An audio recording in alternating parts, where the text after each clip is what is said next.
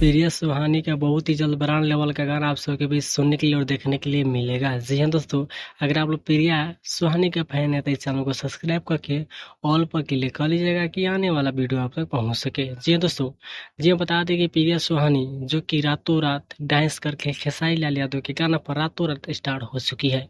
जी हाँ, टुनटुन लाल यादव खेसारी जी के साथ बहुत ही जल्द गाना शूटिंग होने वाला है दोस्तों। जी हाँ, बता दें कि टुनटुन लाल यादव के साथ गाना का शूटिंग समाप्त हो चुका है, जो कि पटना में हुआ है। जी हाँ, वही बात करें रंजीता कुमारी।